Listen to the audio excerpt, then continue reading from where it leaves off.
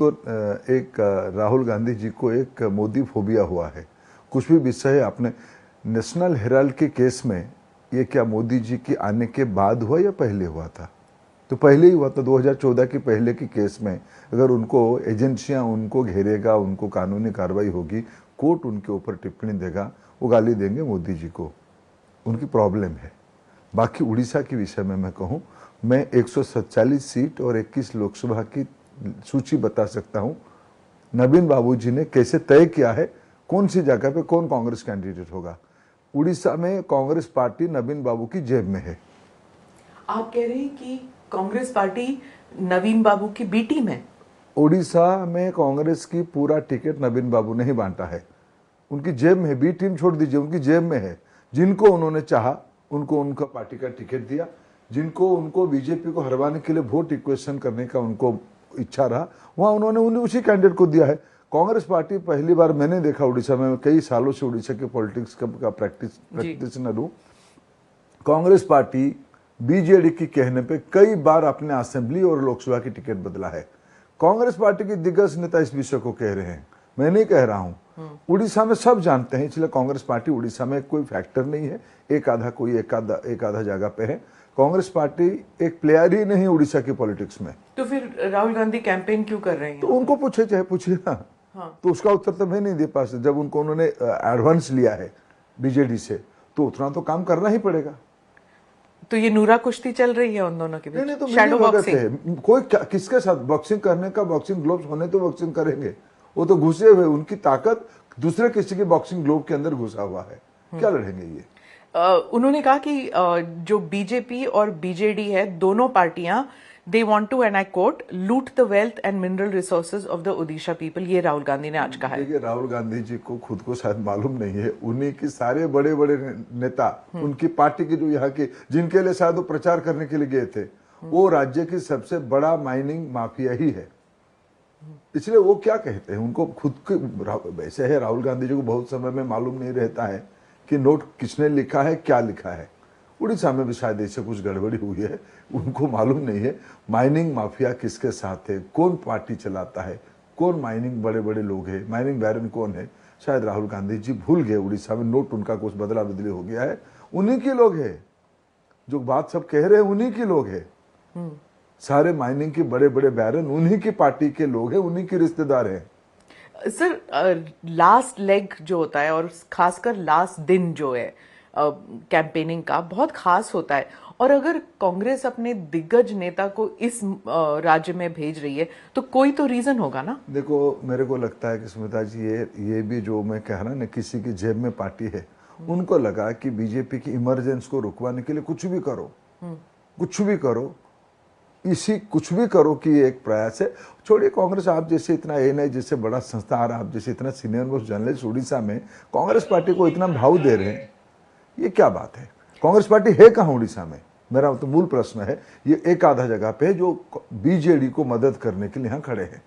Sir, जहां आप कह रहे हैं कि शैडो बॉक्सिंग भी नहीं कह रहे, आप कह रहे हैं कि टिकट तक डिस्ट्रीब्यूट किया है नवीन बाबू ने। आप किसी को भी, आप मेरे को छोड़ दीजिए स्मिता जी, तो आप समाज में किसी भी व्यक्ति को आप ये पूछ के आओ, कांग्रेस पार्टी की टिकट इस बार कौन तय किया है? तो वहीं बीजेडी वाले कहते हैं कि जिस तरह हिमंता जी आए यहाँ पे कैंपेन करने के लिए, इतने सारे दर्जनों रैलीज किए और सीधा सीधा बीजेडी के टॉप लीडरशिप को अटैक कर रहे थे, वो भी कोई टैक्टिक था कि आप और आपके जो 4 और खास साथी हैं पार्टी के, वो सीधा सीधा सीएम पे अटैक नहीं कर रहे थे। वो जैसे वो वायरल वीडियो वगैरह हिमंता जी के ट्विटर हैंडल से गया। देखिए, बीजू जनता दल की कैंपेनर कौन है? कैंपेनर तो एक ही है। नवीन बाबू तो इस बार बीजू जनता दल के लिए कैंपेनिंग भी नहीं किए। एक आधा बार मीटिंग पे गए, 2-3 स्कीम को जो खुद को भूल जाते थे, पूछ के आते थे ये सब भला है, तो ऐसे पूछ के आते थे। कैंपेनिंग कहाँ हुआ? कैंपेनिंग तो उनको मतलब कि भला है क्या? हाँ, भला है क्या? भला है क्या? एक बार लिमिटेड 2-3 मिनट मुश्किल से, कुल मिला के शायद मैंने गिनती नहीं किया, शायद 10-1 बार उन्होंने किया होगा। कैंपेनिंग नवीन बाबू नहीं किए इस बार। उन्होंने कैंपेनिंग आउटसोर्स कर दिया था कोई एक किराएदार व्यक्ति को। तो उन लड़ाई तो उन्हीं के वही लड़ रहे थे। बीजू जनता दल की, जिनको आपने भी इंटरव्यू किया है, जिन्होंने खुद क्लेम किया था कि मैं नवीन बाबू की वैल्यूज की इनहेरिट सक्सेसर हूं, जो सेल्फ स्टाइल सक्सेसर उड़ीसा की राजनीति के बन चुके थे, वही कैंपेनिंग कर रहे थे। देखो, आप देश की इलेक्शन को ट्रैकिंग करते हो, ये हेमंत जी पे उनकी इतनी क्यों नाराजगी हो रहा है? भारतीय जनता पार्टी जब चुनाव में जाता है फुल स्केल पे जाता है। माननीय प्रधानमंत्री जी से लेके अमित भाई शाह जी से लेके जेपी नड्डा साहब से लेके राजनाथ जी सिंह से लेके धर्मेंद्र प्रधान तक सभी प्रकार के लोग चुनाव मैदान पे उतरते, फुल विगोरियसली हम कैंपेनिंग करते हैं। इस बार भी उड़ीसा में किए। हमारा पूरा भरोसा है, उड़ीसा की जनता मोदी जी पे अटूट भरोसा रखता है। 21 के 21 लोकसभा जीतेंगे, बहुमत के साथ विधानसभा जीतेंगे। हम अपना कैंपेनिंग कर रहे हैं, वो अपना कैंपेनिंग किए। वो तो आउटसोर्स कैंपेनिंग था, कोई ओरिजिनलिटी नहीं था। 25 साल की नाकामी थी। अब जानते हैं उड़ीसा में किसी भी गांव में जाओ पीने की पानी नहीं है। 10,000 करोड़ रुपया मोदी जी ने भेजा उड़ीसा के गांव के पानी के लिए, कोई उत्तर है? मुख्यमंत्री जी पूछे ये भलो कि नहीं पूछे क्या? उड़ीसा में सिंचाई नहीं है, पानी बह जाता है समुद्र में। कभी मुख्यमंत्री जी ने पूछा है कि भाई आपके वहां मैंने 24 साल किया, आपके गांव में सिंचाई की पानी आई कि नहीं है? आधे गवर्नमेंट हॉस्पिटल में डॉक्टर नहीं है। कभी पूछा नवीन पटनायक जी ने? क्या उनकी किराएदार ने जो आउटसोर्स कैंपेनर ने पूछा है क्या? अब जानते हैं उड़ीसा में मैट्रिकुलेशन तक 50% बच्चे ड्रॉप आउट हो जाते हैं। 24 साल की सरकार है, 1/3 जनता उड़ीसा की बाहर चले गई है काम करने के लिए। यह प्रश्न तो कष्टदायक होता ही है ना। 24 साल आप दायित्व में रहो, उसके पास कोई उत्तर नहीं है, सत्य तो चुभेगा ना। जब चुभता है आप वीडियो में आ जाते हो। अब तो उसको कोई प्रजातंत्र में देखो आलोचना तो भी नहीं करेंगे क्या? ये आपकी जागीर है क्या? ये आपकी मोनोपोली है? ये राज्य आपकी मोनोपोली है? आलोचना वही तो कह रहे हैं कि यहाँ जर्नलिस्ट भी कह रहे हैं कि आलोचना आप लोग पांडियन जी पे कर रहे थे, आप लोग सीधा नवीन बाबू पे इतना आलोचना नहीं कर रहे थे। वो हिमंता जी आके उन्होंने आलोचना ऐसा नहीं है। देखो, ये कोई जर्नलिस्ट नहीं कह रहा है, वो आउटसोर्स कर्मचारी का ही ये मानसिक उसको फोबिया है। हेमंत जी हमसे कोई अलग है क्या? मैं सैकड़ों मेरे रैली उठा के देखिए, मैंने माननीय हमको तो मेरे ऊपर आरोप उनका हुई था कि आप अशालीन व्यवहार करते हो मुख्यमंत्री जी पे। मैं कहता हूं भाई, मेरा तो विनम्र नवीन बाबू जी के प्रति मेरा व्यक्तिगत श्रद्धा अटूट है। उस आउटसोर्स कर्मचारी जब नवीन बाबू जी को मिला, उससे 15 साल पहले मैं उनको जानता हूं। व्यक्तिगत रूप में एक उड़िया के नाते मेरा अटूट श्रद्धा नवीन बाबू जी के ऊपर है। लेकिन ये अलग बात है, मेरा निजी विषय है।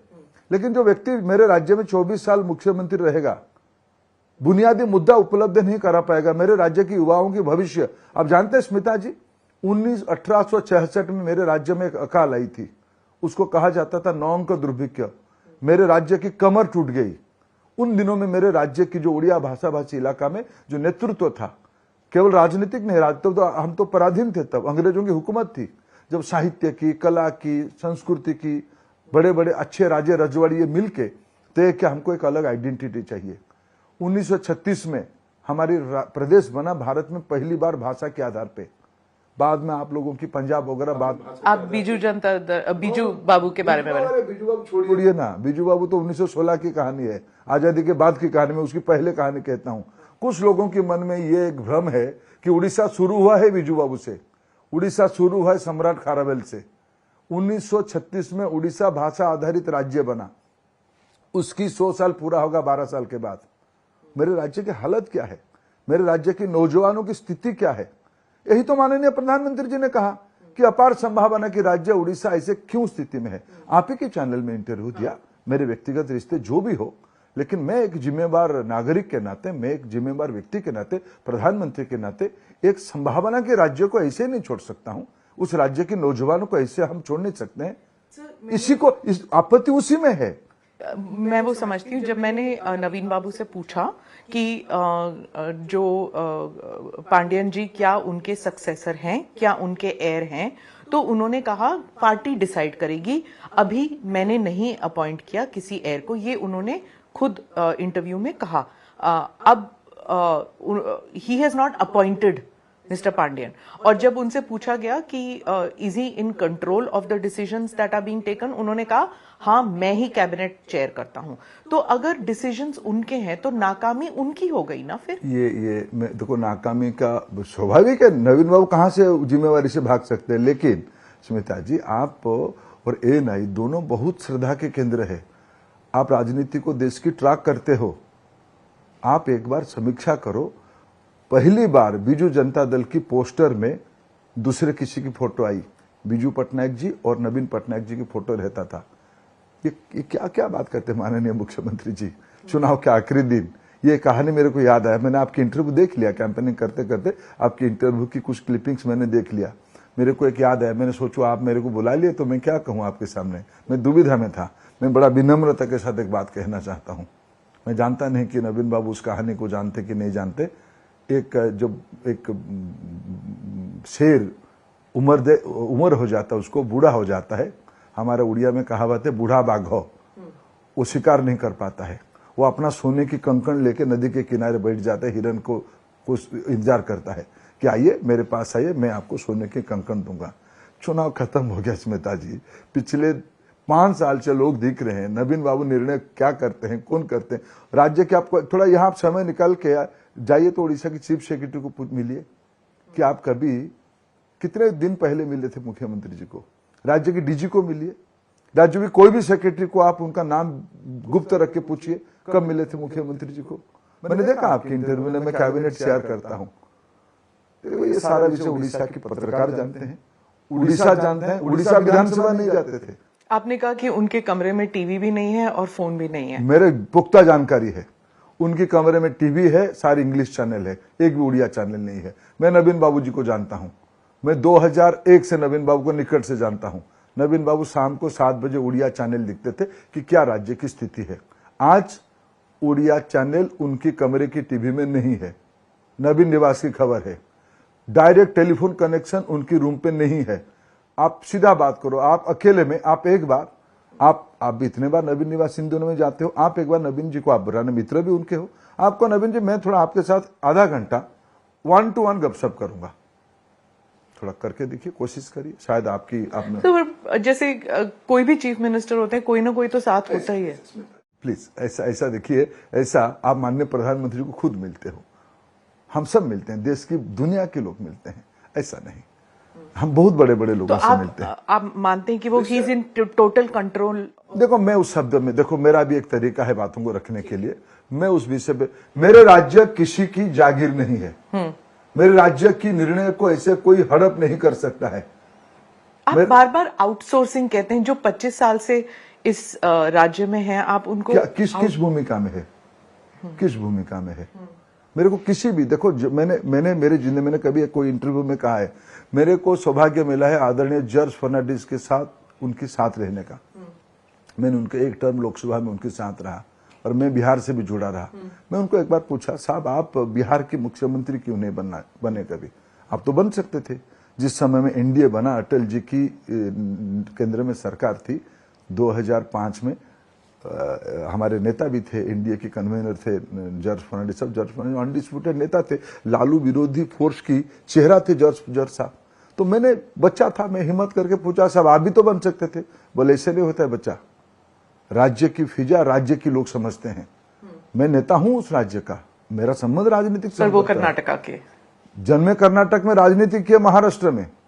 देखिए स्मिता जी, इस देश में जयललिता जो हैं वो, देखिए उनका जन्म तमिलनाडु में नहीं हुआ, वो बन गई। इसलिए तो हम कहते हैं तमिलनाडु सिंड्रोम नहीं चले गए है ना, इसीलिए हम कहते हैं कि यहाँ जयललिता तमिलनाडु सिंड्रोम, और जो विशेष करके शशिकला, यहाँ typical case of Sasikala syndrome है। शीला दीक्षित हो जाए या अरविंद केजरीवाल, देखो वो कॉस्मोपॉलिटन स्टेट है, वो कोई राज्य है क्या? दिल्ली तो मैं, आपका भी है, मेरा भी है। देखो स्मिता जी, आप तर्क करो तो मैं आपकी तर्क हार जाऊंगा, तुरंत हार गया आपकी तर्क में। मैं पहला राज्य भाषा के आधारित में बनने वाला राज्य, मेरा कुछ अस्मिता है। मैं सम्राट अशोक के सामने मेरे समाज से सर नहीं झुकाया था। मेरे राज्य की बख्शी जगबंधु, मेरे राज्य की जय राजगुरु पसंद किया फांसी चढ़ जाने के लिए, सर नहीं झुकाया। ऐसे नहीं हो सकता है, मेरे कुछ पहचान है। धर्मेंद्र प्रधान जी, जैसे प्रधानमंत्री कहते हैं वसुदेव कुटुंबकम का समय है, जब वो बंगाल में जाते हैं तो उनको बार बार कहा जाता है आप आउटसाइडर हैं, आप बाहर ही हैं। उधर एक टर्म भी है बंगाली जो यूज करते हैं, वो भी कहते हैं, I don't want to use, बहिरागत। हाँ, वो यूज कर, मैं नहीं कहना चाहती थी, लेकिन वो यूज करते हैं। It is a very wrong term to use, जो बाहर से लोग आते हैं। तो आपकी पार्टी है, वो कहते हैं कि नहीं, जो इंडियन है वो हर जगह होना चाहिए। तो क्या ये आपको कैसे, ये आपकी लगता? तुलना कैसे, मेरे को थोड़ा और समझाइए। मैं हमारी आपत्ति है, देखो यहाँ की राजनीति में कोई घुल मिल जाएगा, कोई यहाँ के मूवमेंट्स आएगा, कल तक कोई व्यक्ति संविधान की शपथ लेके कॉन्स्टिट्यूशनल रिस्पॉन्सिबिलिटी में रहेगा, अचानक दूसरे दिन राजनीतिक नेता बन जाएगा, सारे पॉलिटिकल प्रोसेस को खत्म कर देगा, मालिक बन बैठेगा। आप कहोगे कि भाई ये कैसे, ये वसुधैव कुटुंबकम, मैं तो स्मिता जी क्षमा चाहूंगा आपसे, मेरे को ये समझ की बाहर है। हमें नवीन बाबू जी के ऊपर कोई, हम तो राजनीतिक प्रतिद्वंदी हो रहा है, वो अपना एजेंडा लेके जा रहे हैं, हम अपना एजेंडा लेके जा रहे हैं। वो भी जीत सकते हैं, हम भी जीत सकते हैं, हमको लगता है हम जीतेंगे, वो जीतेंगे तो हम उनको स्वीकार करेंगे।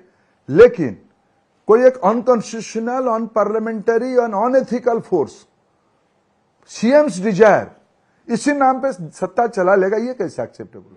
सर, मैं आपके कॉन्स्टिट्यूएंसी पे आती हूँ। बीजेडी ने बहुत ही स्ट्रांग नेता रखा अपने आपके खिलाफ। ऐसा क्यों किया उन्होंने? जो प्रणब प्रकाश दास हैं, वो ऑर्गेनाइजेशन सेक्रेटरी तो हैं। शायद आप गलत जगह पे प्रश्न पूछ रहे हो स्मिता जी, तो मैं कैसे उत्तर दूंगा? नहीं, मतलब कोई तो रीजन होगा ना। मैं नहीं मानता हूँ। देखिए सुनिए, मैं बता देती हूँ। अच्छा, मैं बताती हूँ मेरा क्या, मतलब कि किसी ना किसी तरह बीजेपी का प्रोबेबल चीफ मिनिस्टर कैंडिडेट को हराना है। मैं तो लोकसभा ही लड़ रहा था ना। आई नो, बट फिर भी मैं तो लोकसभा ही लड़ रहा था। ये मेरा अंडरस्टैंडिंग है। देखिए जो लोग आपराधिक मानसिकता के होते हैं ना, उनकी दिमाग चलता है कि प्रजातंत्र का गला हम ही चला सकते हैं, हम हमारी ढंग से ही दुनिया चलने वाला है।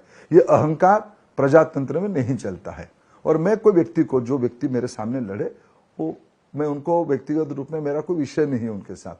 मुद्दा उड़ीसा के गांव में पीने की पानी जाएगा कि नहीं जाएगा, 21वीं सदी में मेरे नौजवानों की स्वास्थ्य कैसे होगा। पर संबलपुर में ये तो प्रॉब्लम नहीं है ना, इट इज पानी का मुद्दा तो है नहीं ना इतना। मैं बताऊं आपको, उड़ीसा का सबसे बड़ा डैम संबलपुर है। मार्च महीने में डायरिया हो गया वहां। मैं आपको कह रहा हूं, ये लोग कह रहे हैं कि हमने परिक्रमा प्रकल्प बना दिया। कालीपुरी में एक दुर्घटना हुई, जिला अस्पताल में कोई व्यवस्था नहीं था, अभी तक 5 लोगों की मौत हो गया है। वो क्रैकर बर्स्ट जो हुआ था, जिला अस्पताल में व्यवस्था ही नहीं था, अफरा तफरी मच गई। कोई शासन है क्या उड़ीसा में? प्रचार से शासन नहीं होता है। बड़े लच्छेदार अंग्रेजी और हिंदी से प्रशासन नहीं चलता है स्मिता जी, जमीन पे काम उतरना होता है, जो मोदी जी ने किया है देश में। तो आप क्या करना चाहते हैं आपकी कॉन्स्टिट्यूएंसी में जो अब तक नहीं हुआ? देखिए, उड़ीसा को ही आगे ले जाना है, संबलपुर भी उसकी हिस्सा है। मोदी जी के पास एकदम स्पष्ट ब्लूप्रिंट है, भारत को कैसे आगे ले जाना है, उड़ीसा को कैसे आगे ले जाना है, उसमें ही संबलपुर एक प्रमुख केंद्र है, वो भी आगे बढ़ने वाला है। सर, आपकी पार्टी ने इस बार जम के प्रचार किया, और जैसे क्लस्टर बॉम्बिंग किया, आपके पांचों के पांचों जो टॉप नेता है एकजुट होके चारों ओर प्रचार किया, सिर्फ अपने कॉन्स्टिट्यूएंसी में नहीं, चारों ओर। और यहाँ पे लोग कहते हैं, लोकल मीडिया कह रही है कि ये जो भी जरा भी डाउट था कि there were divisions in the party BJP में, तो वो दिखाई दिया कि इस बार नहीं था, इस बार एक साथ प्रचार किया। क्या ये सोची समझी रणनीति थी कि कोई गलत हुआ क्या? नहीं, मैं पूछ रही हूँ। अरे हमारी पार्टी सब समय इकट्ठा रहती। हमारी पार्टी उड़ीसा में पहले एक छोटा पार्टी था। नहीं सर, मैं कंपैरिजन करूं तो कर्नाटका में ऐसे नहीं होता। मैं आपको बता रहा हूँ, मेरे पार्टी 2014 तक राज्य की तीसरी नंबर की पार्टी थी। 2019 में हम लोग 2 नंबर की पार्टी में आए। इन दोनों में समाज जीवन के बहुत बड़े बड़े लोग पार्टी में आए, पार्टी की ताकत बढ़ी है। जब बहुत लोग आए तो हमको मिलकर लड़ना पड़ेगा। इस बार हम मिलकर लड़े, और मैं मानता हूं उड़ीसा की सबसे राजनीति के बड़ा फैक्टर है माननीय श्री नरेंद्र मोदी। नरेंद्र मोदी जी के प्रति यहाँ की जनता की अटूट श्रद्धा और विश्वास है, इसीलिए हम 45% वोट लोकसभा में लेंगे। इसीलिए मैं बड़ा जिम्मेवारी के साथ कहता हूं 21 की 21 लोकसभा इस बार हम जीतेंगे, 21 की 21 लोकसभा हम जीतेंगे, और बहुमत भी हमको मिलेगा। हम यहाँ राज्य में सेवा के हमको अवसर मिलेगा। मोदी जी ने अपील किया है, प्रदेश की जनता उसी को भरोसा कर रहा है। और यहाँ जो विशेष परिस्थिति बना, विकास और अस्मिता, ये दोनों लोगों की मन में छू गया है।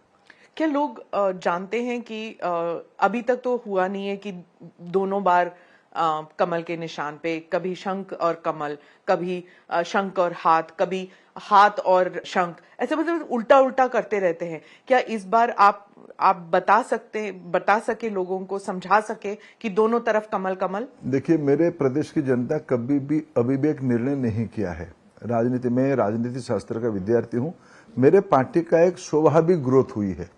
मैंने कहा ना, जब 2014 में हरियाणा जैसे प्रांतों को भी भारतीय जनता पार्टी जीत गया, उड़ीसा में हम डिस्टेंट थर्ड रहे, लेकिन संगठन बढ़ी, मोदी जी का फोकस रहा, पूर्वोदय रहा। मैं आपको बताऊं, ऐसे नहीं हुआ है। ये जो मैं आज कह रहा हूं कि हम लोकसभा में 21 जीतेंगे, ये अचानक कोई कारण से मैं नहीं कह रहा हूं। आप जानते हैं, मोदी जी की जो प्रायोरिटी की जिला रहे, जिसको एक स्कीम पे हम बताते थे, विशेष जिला हम बताते थे, उड़ीसा में 10 जिला उसमें से रहा। उड़ीसा में पिछले 10 साल में 18 लाख करोड़ रुपया मोदी जी की शासन ने दिया है। उड़ीसा के रेवेन्यू आज बढ़ी है, उसकी मूल कारण है मोदी जी की रिफॉर्म। मिनरल रिफॉर्म हुआ, सिर्फ डिस्ट्रिक्ट मिनरल फंड जो नहीं था पहले, फिर मैं कहता हूं जो नहीं था, 26,000 करोड़ पिछले 8 साल में उड़ीसा को मिला है मोदी जी के कारण। उड़ीसा की मिनरल रिसोर्स 2014 की पहले 5,000 करोड़ रुपया होती थी आने वाली, जो आज बढ़ के 50,000 करोड़ रुपया हो चुकी है। इसीलिए मोदी जी की विश्वसनीयता है। मोदी जी ने पिछले 10 साल में 34 लाख प्रधानमंत्री आवास योजना घर उड़ीसा में दिया है। कोई भेदभाव नहीं किया है कि मेरे राज्य में तो मेरे को यहाँ वोट नहीं मिल रहा, मैं वोट नहीं अर्थ नहीं दूंगा। एनआरईजीएस में सबसे लाभार्थी हुआ है, सड़क में ज्यादा पैसा यहाँ मिला, रेलवे में सबसे ज्यादा पैसा मिला, एयरपोर्ट यहाँ ज्यादा बनी। काम हुआ तो लोगों के मन में विश्वास आया। 3 करोड़ 25 लाख लोगों को प्रति माह 5 किलो चावल मिलता है, मुफ्त में मिलता है। इसी तो की ये जो लाभार्थी वाला जो वोट होता है, ये किस तरफ गिरेगा, ये आपको कैसे पता लगता है कि क्या लोग सोचेंगे ये नवीन बाबू ने दिया या ये मोदी जी ने? नवीन बाबू ने कोशिश किया कि हमारी चावल पे झोला उन्होंने डाल के अपना कोशिश किया, लोग जानते हैं। अब जाइए ना, किसी को पूछे चावल कौन देता है, मुद्रा लोन कौन दिया, आवास कौन दिया, यहाँ सब कोशिश किया। यहाँ आयुष्मान भारत तक लागू नहीं करते हैं, पर पीएम श्री स्कूल योजना लागू नहीं करते हैं, पीएम उषा कॉलेजों में ज्यादा फंडिंग है उसको लागू नहीं करते। यहाँ माननीय मुख्यमंत्री जी को एक मोदी फोबिया है।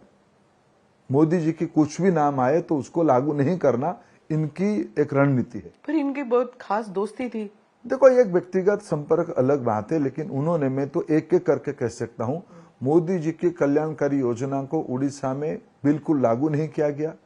लाभ जो लेना था वो सब लिए, लेकिन जब योजनाएं लागू करना था, उनके मन में एक विषय था कि भले ही प्रदेश की जनता की नुकसान हो जाए, लेकिन मोदी जी की लोकप्रियता ना बढ़े। प्रदेश की जनता उसमें रिएक्ट किया है। देखो, मेरे प्रदेश की जनता को नवीन बाबू जी अंडरस्टैंड करेंगे तो होगा नहीं ना, या उनकी जो एक मैकेनिज्म है, आउटसोर्स मैकेनिज्म है, जिसको फिर आप कहोगे कि ऐसे क्यों कहते हो, आउटसोर्स मैकेनिज्म है, जो उड़ीसा की आत्मा को नहीं पहचानते हैं, उड़िया स्पंदन को नहीं समझ पाते हैं, वो लोग कोशिश किए, लेकिन इस बार लोग रिएक्ट कर रहे हैं, लोग उल्टा ही जा रहा है। सर, आप you been the, I think if I am not mistaken, longest serving petroleum minister ना? हाँ, ऐसे रिकॉर्ड अभी तक यही है। हाँ, तो लेकिन क्या आप स्टेट की तरफ शिफ्ट करने के लिए रेडी हैं कि आप सेंटर के, आप चुनाव तो लड़ रहे हैं फॉर पार्लियामेंट्री इलेक्शंस, लेकिन अगर पार्टी आपको स्टेट की तरफ मुड़ने के लिए कहती है, are you ready to do that? पिताजी, 2 विषय उसमें है। देख, तो मैं मेरे पार्टी का एक सामान्य कार्यकर्ता हूं।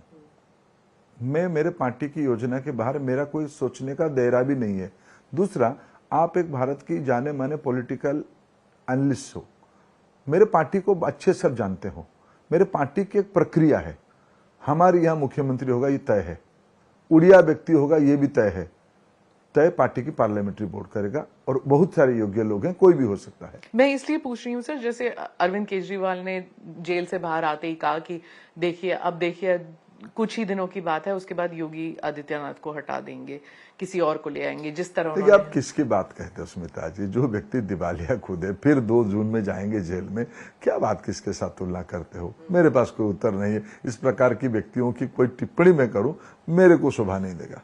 सर, जो ऑपोजिशन लीडर्स हैं वो संकेत इस पर कर रहे हैं कि एक तो टाइट निट पार्टी है आपकी, लेकिन बहुत डिसीजंस टॉप से आती हैं और उसके बाद जो लोअर लेवल को छोड़िए, even chief ministers have no say in the matter कि वो कहाँ पे होंगे, स्टेट में होंगे या सेंटर में होंगे। देखिए क्या है प्रॉब्लम, क्या बताऊं मैं, मेरे दूसरे जो हमारी विपक्ष की पार्टी है, एक पार्टी को हमने यहाँ असेसमेंट किया, आप इन्हें खुद 2 बार इंटरव्यू कर चुके हो नवीन निवास में, वो आउटसोर्स कर्मचारी का।